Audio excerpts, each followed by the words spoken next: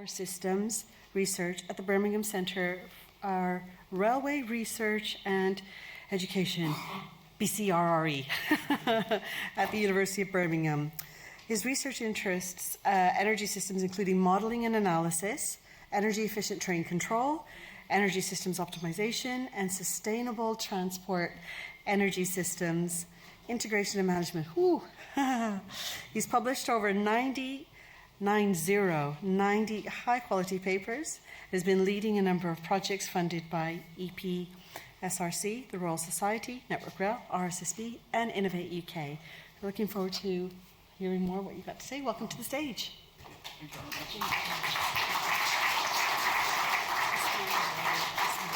Okay, sure, yes. Okay, my slides comes out. Okay, many thanks for inviting me to give this talk at PWI.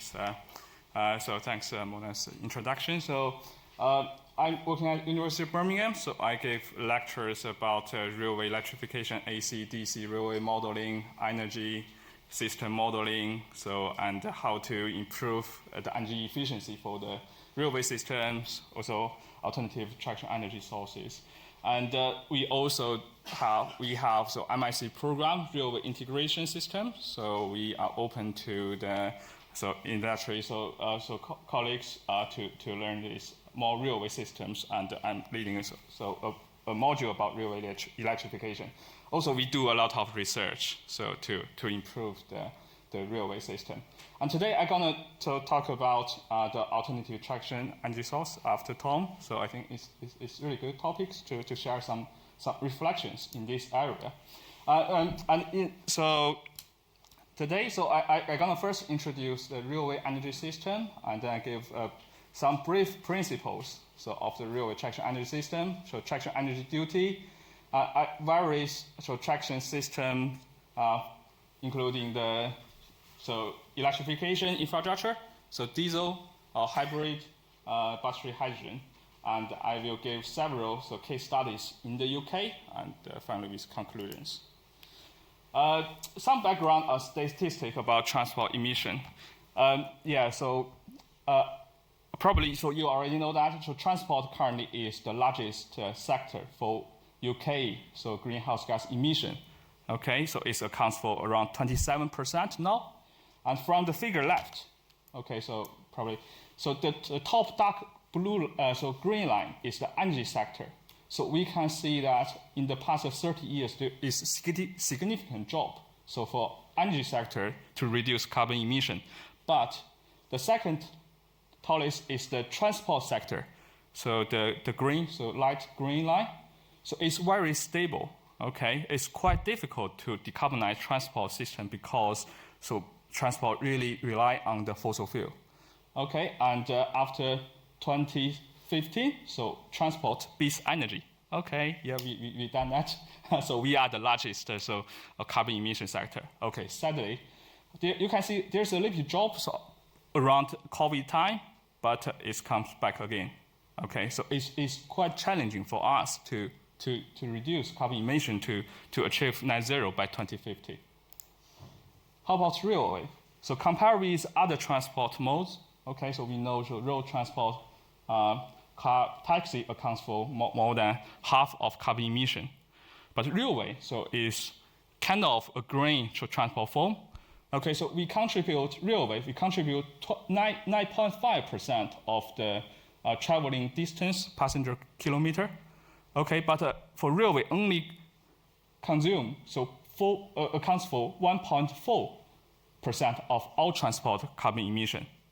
Okay, it's very clear. So if we can modal shift to rail from road, we make decarbonization easier. Yeah. Okay, but for railway sector, there's still a lot of challenges to decarbonize. Okay, and currently in the UK, we only have 38% of electrified routes in the UK. Okay, so currently railway electrification, is still the most mature technology to decarbonize the whole railway network. Okay, from the map we can see that we have Southern Rail, so pink lines, so with DC network, and so several major, so west and east coast main lines, so with AC, so red lines. But the majority of the network has not been so electrified. Okay, so from the network rails traction decarbonization network strategy, TDNS, so it recommends that most of the unelectrified routes can be electrified, so by 2050. But there's still some routes so which are suitable for other so alternative fuel, so like hydrogen or battery. Okay, so we have very ambitious goal, so to remove all diesel-only trains from the network by 2040. So we have around 15 years to prepare that, and achieve net zero by 2050. Okay, so for railway industry, so we don't have much long time so to achieve this goal. Yes, I'm gonna talk about some principles, and this is one slide I use in classroom. Okay, this diagram tells us so what we need to power the railway powertrain. So we need tractive effort, okay, TE. So tractive effort to overcome the moving resistance, which is given by the Davis equation, and also to overcome the gravity, okay? So with the tractive effort, the train can obtain so an acceleration, okay, to move fast, okay? And how can we obtain this tractive effort? So we need energy, okay? So there are several energy sources. So for the onboard so power sources, so we could use so diesel for sure, and battery, hydrogen fuel cell, which are the tangible so technologies. And for the electrification infrastructure, so overhead line or third rail, so we have DC or AC power supply system. Also, we may have renewable energy sources or wayside energy storage, so to boost the power supply infrastructure. Okay, and we can have a mixture so of all of these so energy sources to power our railway. And this diagram gives a little bit detailed of AC, so electric locomotive, the traction power system. So we can see that from the top, so the pantograph so collected the AC power from overhead line. Okay, so with the red line there, so we try to step down the AC power by the main transformer, and then we need a rectifier to generate DC link, okay, in the green lines. And for the DC link power, so current, so we have the left-hand side, we have inverter, so which can convert DC link for the auxiliary power supply. For example, the lighting systems, cooling system, compressors. And on the right hand, the main inverter, so which convert DC into three-phase AC, which is for traction uses to power the three-phase AC motors. Okay, so based on this structure, so we can modify that, and we got so many options. And conventionally, so we have diesel train structure. So on the top right figure, so it's internal combustion engine. Okay, so with transmission, and which can move the wheel directly. So we generate kinetic energy directly. And after that, so we have so diesel electrical DEMU models. So we can, after the combustion engine, so we have a generator. So after that, so we convert the kinetic energy to electricity. Okay, and then we have the electric circuit, so rectifier to generate DC link, and we have converter to convert three-phase AC for electric motors, which is quite similar to the AC rolling stock. And for hydrogen fuel cell train, it's not a secret. Okay, so we can easily replace the internal so combustion engine so by the hydrogen fuel cell tank, and we need so hydrogen fuel cell to convert the chemical energy from hydrogen into DC power. And then so we still use DC-DC converter to generate DC link, and so the right-hand side is same. So we have converter, so electric motor and the wheels. But for the hydrogen fuel cell, so sometimes the hydrogen fuel cell cannot respond fast, so with a different power demand. So generally, we may have onboard battery, okay, to buffer this the power for electrification. And also we have other structures. So we can use battery structure. Okay. So in this battery structure, so we purely rely on the battery on board. So this way, so we need a larger battery, okay, on the bottom, and a larger battery converter. We don't need hydrogen fuel cell on board, but we need charging infrastructure, so wayside. Okay, so that could be fast charging or slow charging. So it's kind of a very large EV. Okay, so compare with the electric vehicle sector. And as I said, we can combine different technologies. So we can have bimode, multimode traction systems. So this example with AC overhead line system and battery.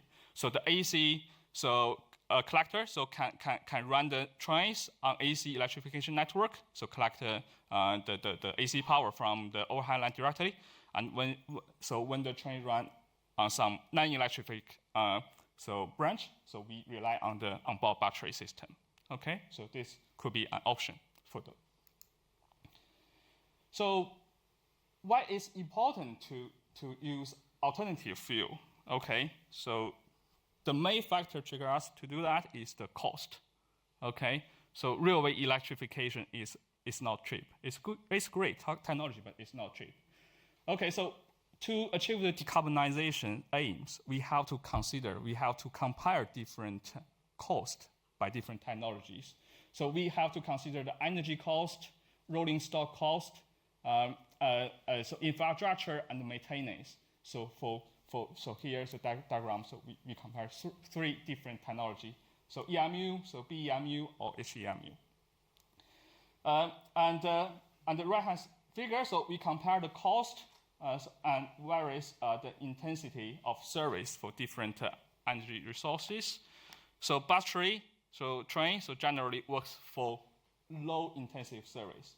But we have the black line, which is diesel one.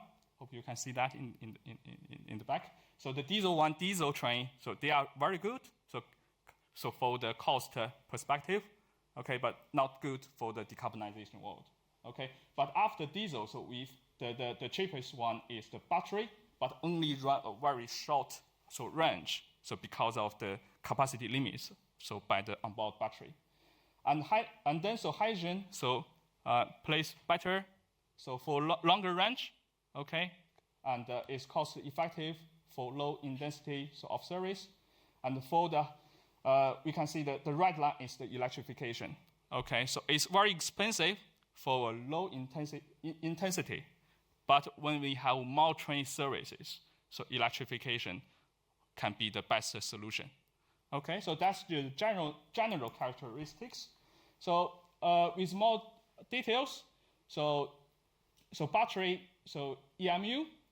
Okay, so we rely on the onboard battery, and it gives a shorter train range, so around 100 kilometers. And the best thing is the longer charging time, which means it's quite difficult to run more services. It's difficult to shift to scheduling the trains, and shorter battery life, which is a challenging or bad thing for BEMU.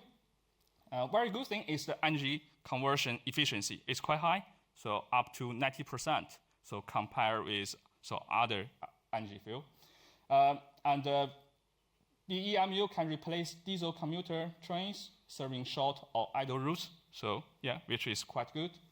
And some cost. So to retrieve the battery train, so we need to consider the battery system cost, charging infrastructure cost for charging pile, and electrical motor system. And for the HEMU, okay, the bad thing is fuel cell cannot respond quickly to changes in power. So that's why we need some small battery on board to buffer this. and the energy conversion is not that good compared with battery. So it's around 40 to 60%, and it's really depend on the how much power you use.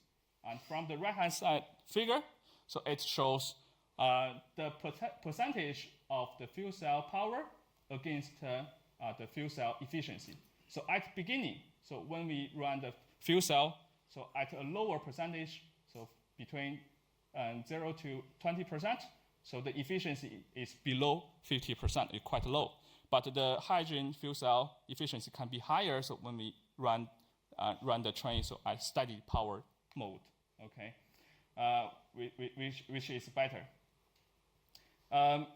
Refueling station, which is an advantage for HEMU, so it could be very fast to refueling, so like a diesel station. And the range of HEMU could be longer, much longer than battery train, so over 1,000 kilometers. Okay, so give us so better so opportunity to shift to the schedules, the services. And now, so there are several cases.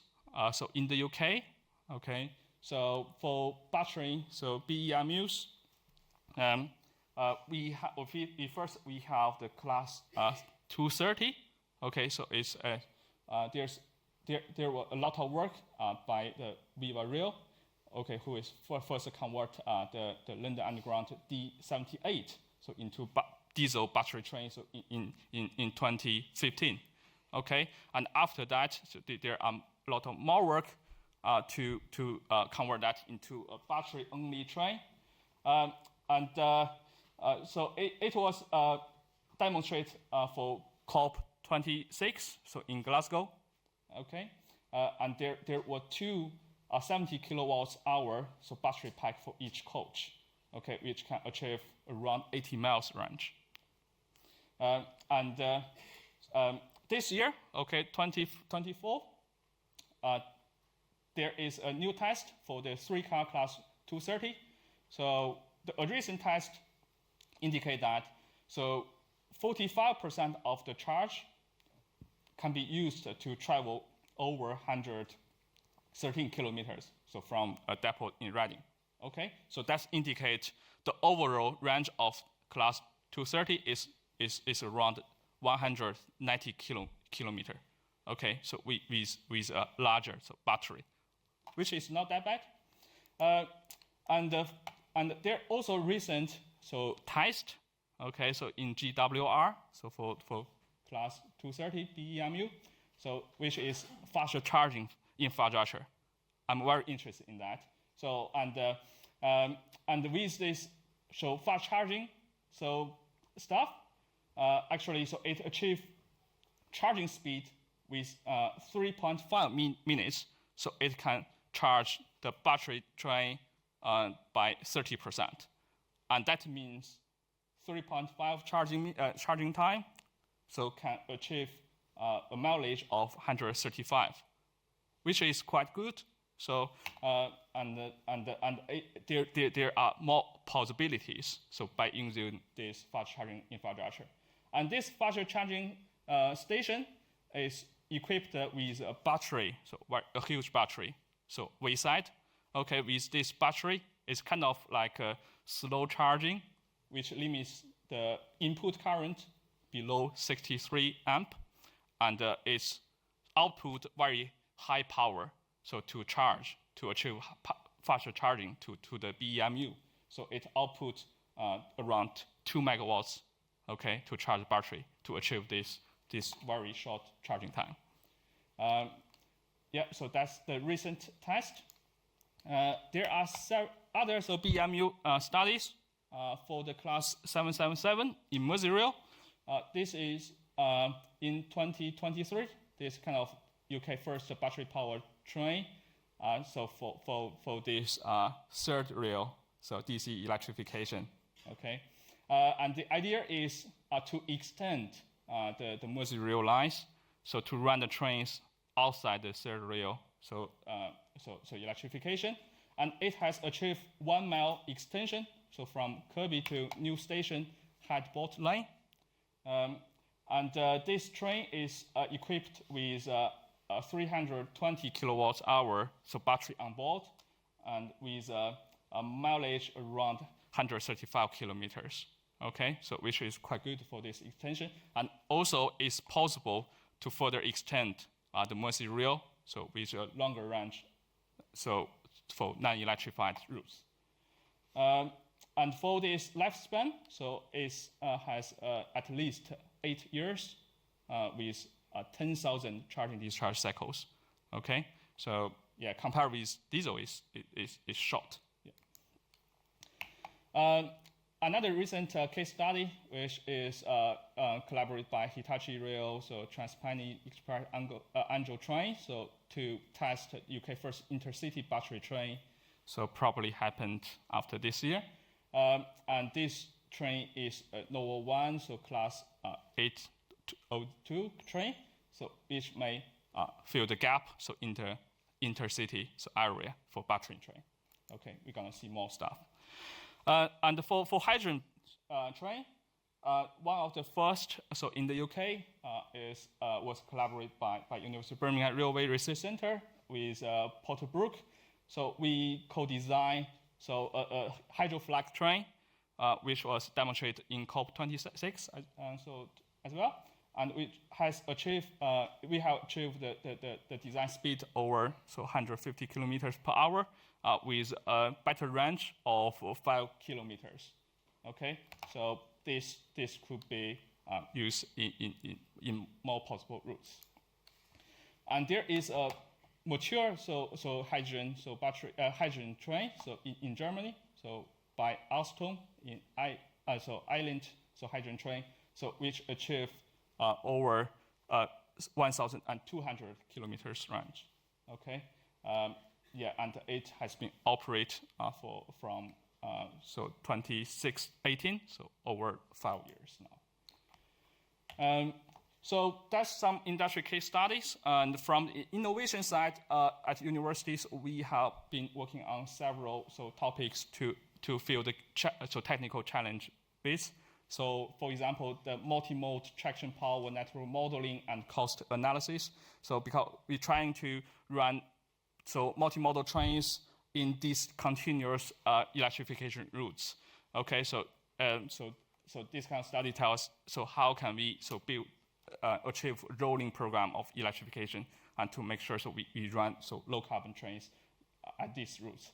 And energy management strategy is challenging. So considering there are multi energy source, okay, we have fuel cell, battery, or pantograph. So we have to make the best decision to use the multi-source more smartly, and also the coordination between the charging infrastructure and onboard energy system, and also we may need to consider renewable generation and energy storage for the electrification infrastructure. Just a recent paper published by my team. So we compare the battery, hydrogen, and electrification, and want to see the advance of them in different scenarios. The left-hand figure compares the traffic density and distance. So for giving the current price, the cost, so we realize the yellow area, which is good for the BEMU. That means for the distance between 0 to 100 kilometers, and with the train service lower than 60 trips per day. Okay, so the bottom area, yellow one, we can use a BEMU, for a better economics, cost. And on the top, with higher density over 60 trips per day, we prefer to use the electrification. And for a longer distance, over 100 kilometers, hydrogen fuel cell got a place in the bottom, and electrification got for high density. And in the current cost, energy cost, for a lower distance scenario, there's no place for the hydrogen, because of the high cost of the fuel cell and the hydrogen. But we consider the future. So after 2030, if with a better industrial supply chain, we may have cheaper hydrogen, for example. So there is a place for short distance area. So we find the blue area which can be good for the hydrogen fuel cell, and the bottom can be for very light service. So we use the battery train. So okay, so that give some indications for the future. To summarize that, okay, so in this talk, so we compare different technologies, a little bit very brief characteristic of alternative fuel cell, fuel for railway traction. There's a place for every technology for sure. And there are some thinking. So simple words, so BEMU is good for decarbonization for short distance routes with low density, and hydrogen, so EMU can be a little bit longer distance with low traffic density. But because BEMU has a shorter lifespan, it's really good for the transition to the future electrification. Okay, considering the longer rolling program of electrification, so we can change the battery train to a pure AC or DC electric train so easily. Okay, so it's good for this transition area. And we have published many papers in this area. And that is my talk. And I'm very happy to share my ideas and reflections, and very keen to discuss with you and collaborate in the future. Thank you very much.